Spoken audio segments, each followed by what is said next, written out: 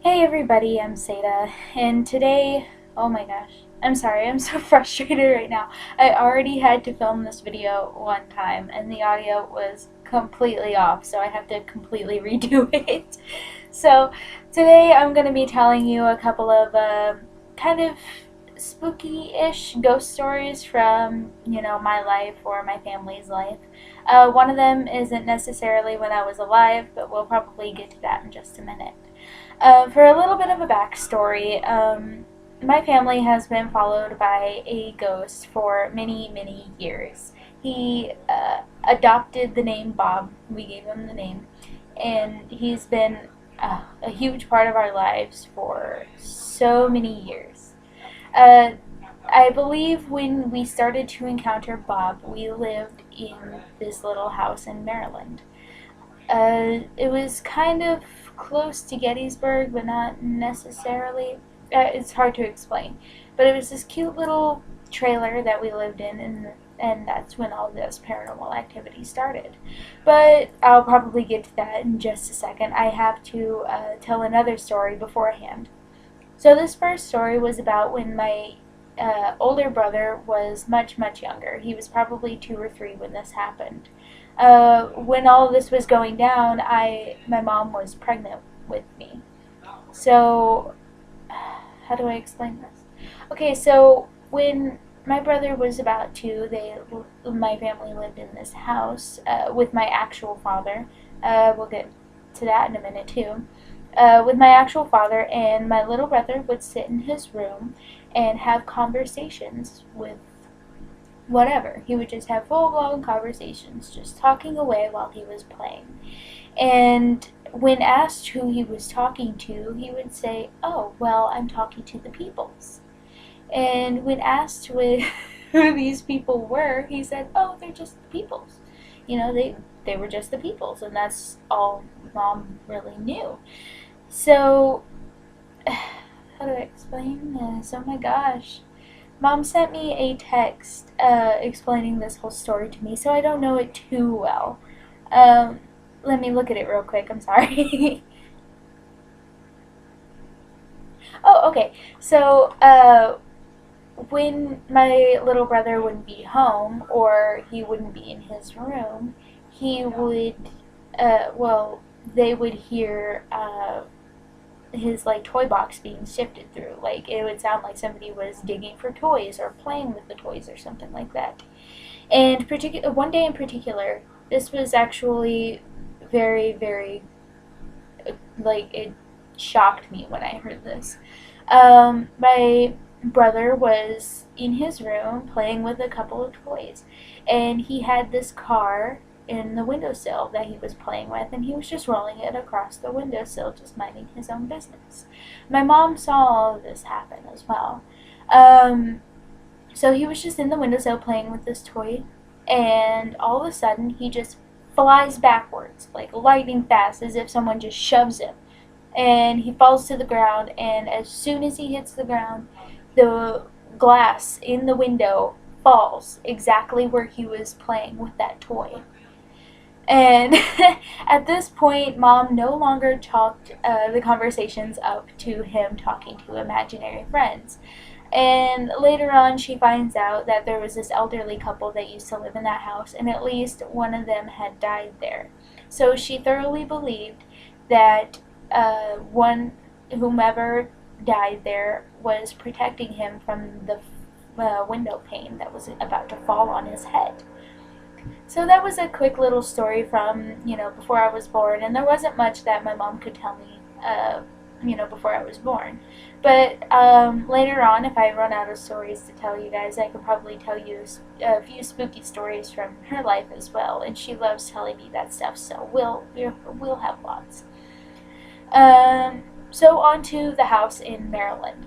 So many, many years later, I was probably 8-ish, around that area, and I didn't know a whole lot about what was going on in this house, and I currently can't remember too much about it.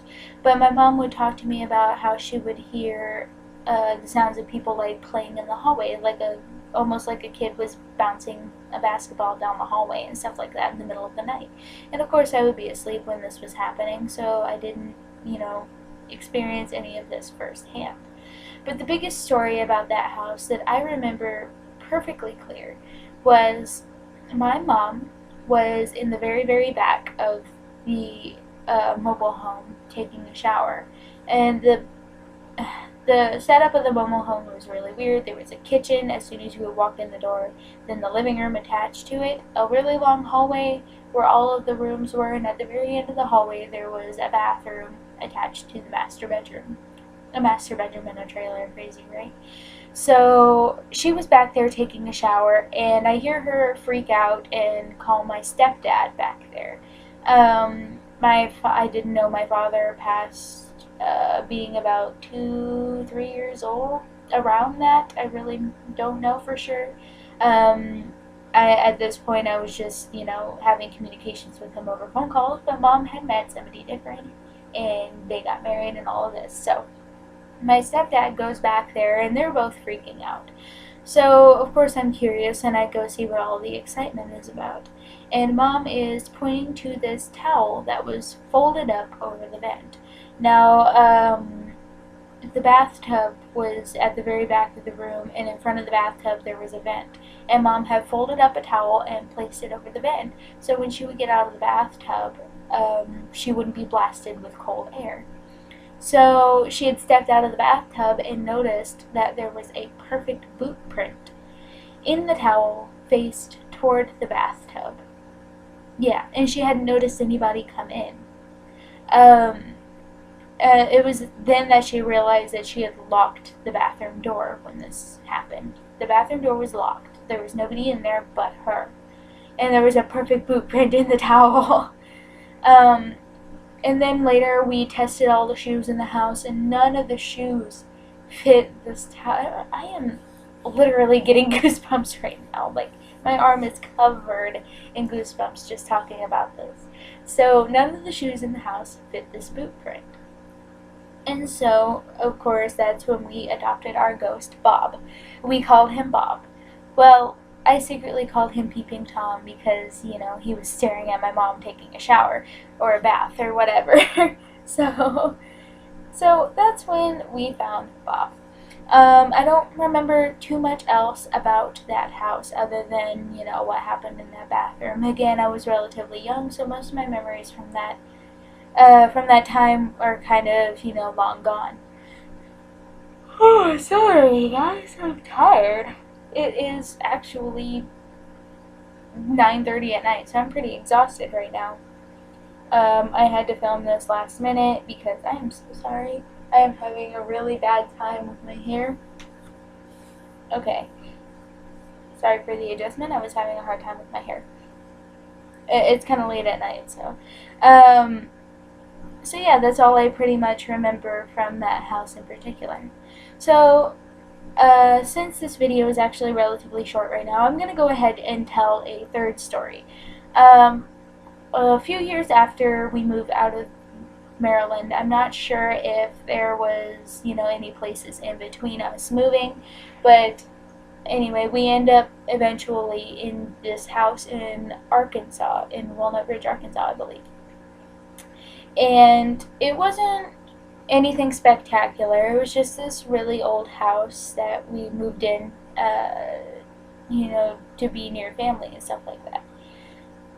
So, there's, again, not much I remember about this house, but this is around the time when Mom started getting really interested in occult things. I'm sure she got a tarot card deck. I'm not sure about a pendulum. I think she got a pendulum around this time. And I know for sure that she had a Ouija board. And I remember laying in my room, looking across the hallway, and seeing Mom, moving something around on her bed. And I guess now I kind of think it was a Ouija board, but I wasn't 100% sure. And I'm not sure Mom would remember anyway. But a couple of weird things started happening in this house. Some things in particular were like, there was a cabinet that would open in my mom's room from time to time. I remember standing in her bedroom doorway talking to her, and all of a sudden the cabinet just swings open, and then it just like creaks open, and then it creaks shut, and that was it. We were so confused. It just opened and then shut on its own. And that was one of the things. Another one of the things, and I was in the living room when this happened, and my mom, my stepdad, and my older brother are all standing in the kitchen. And I hear a loud crash, and when I come in there, everybody's freaking out. And apparently, a cabinet, I guess, had been standing open, and there was, bowls in that cabinet, and one of the bowls had flown out of the cabinet and flown across the kitchen, and the kitchen was only a few feet wide, about, I want to say 4 feet wide, if that, around there. Flew across the kitchen, hit the refrigerator, and hit the back of my stepfather's leg. Like, it bounced off of the refrigerator and hit his leg. And there was no reason for it. The house wasn't like tilted or anything. It was pretty relatively even, so there wasn't really any explanation as to why this bowl suddenly flew out of the cabinet and hit somebody. And that's pretty much all I remember happening in that scenario. Another big story with this house, and I still really get pretty bad chills when I think about this, because I still get dreams about this occasionally. My bed was a completely metal frame. It looked kind of like wrought iron. It was kind of rusted and painted white, and it was really pretty but really old. Like, you could tell it was really old. And in the middle of the night, my bed would shake. It wasn't like a violent shaking, like somebody, shaking my bed as hard as they could. No, it was like a gentle rattle, but you could feel it. You could hear the metal rattling, and you can, feel the bed shaking. And at first, I thought that it was my dog. Now, my dog is this tiny little weenie dog, my little dachshund. There was no possible way that this dog could have shaken the bed. Because, the bed was about a foot and a half off the ground. Like, there was a big gap between the floor and the bed. And, but anyway, at the time I thought it was my dog, so I get up out of the bed. This is the very first night that this happened. I get up out of the bed, flick on the light, and look underneath the bed. And, of course, there's nothing there. The only thing underneath there was a couple of boxes that I had pushed underneath there when we were moving in. And that was it. That was literally all that was there. So I just kind of shrugged it off, and in the morning I talked to my mom about it, and she was just like, oh, well, it could have been the trains, and we live relatively close to a train track. So she's like, yeah, it was probably a train, shaking the floor, shaking the ground, and it was going to shake your bed, of course. So she explained it away, and I was like, okay, that's fine. And now that I think about it, I kind of think she explained it away because, I was young and she didn't want to, like, scare me or anything. But anyway, and this ended up being a very frequent occurrence. And I mean really frequent. It would happen, a couple of nights a week, and maybe every other night. It kind of just depended on, how things were going, I guess. But I started taking note of when this would happen, and most of the time it occurred when there was no trains. I checked for trains. There was no trains. And so I was like, okay, this is getting really weird. There's no reason why my bed should be shaking right now. I'm just laying in it, being perfectly still, and my bed is shaking. There's no dog in here. There's nobody in here. Why is my bed shaking? And so eventually, this all started turning into nightmares. And the biggest one I remember is I woke up in my room, and my room was completely dark. And there was a thunderstorm going on, so of course there was lightning happening and lighting up the room. And there was this girl who was chasing me throughout the room. And let me tell you guys, this girl looked exactly like The Grudge.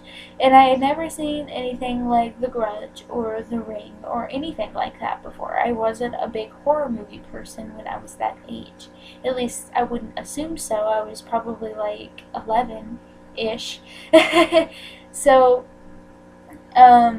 it was just like this girl that was in this long white nightgown, and she had like long black hair, and she was following me through this room. You couldn't see her face, but if I would go under the bed, she would follow me under the bed, and when I came out from underneath the bed, she was crawling out from under the bed to get me.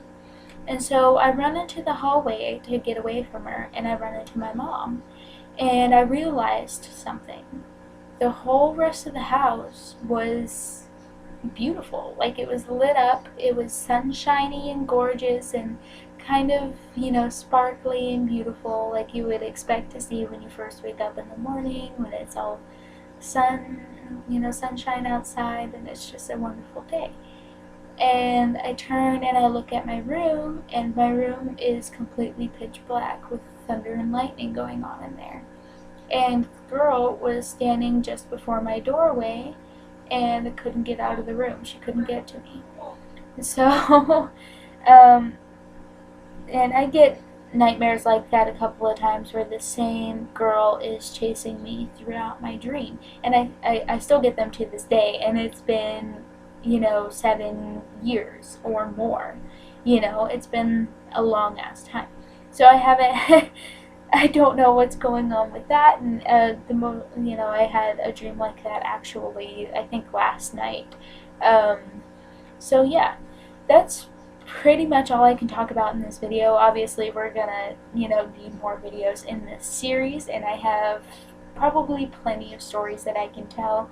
A lot of them are really short, like these stories, where I only have 1 or 2 things to talk about within, the places that we've lived. So if you're new to this channel and really want to see more things like this, please like and subscribe, obviously, because, if you want to see more videos like this, you got to get notifications about it, right? So, and me and Fia are always open to suggestions.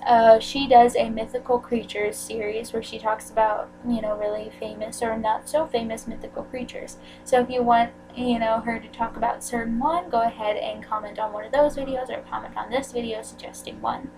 This week, we are going to be starting the Norse mythology section of our God and Goddesses videos. So if you want us to talk about a specific Norse deity, you can comment one of those as well. And of course, if you want me to talk about any urban legend or scary story, or maybe tell one of your scary stories, you can always comment below, and of course I will probably get back to you in a private message or email you, leave your email, something like that, and we can, discuss talking about it on my channel. So that's all I have to say. All I have to say now is have a wonderful night/day, depending on where you live, obviously, and many blessings to all of you.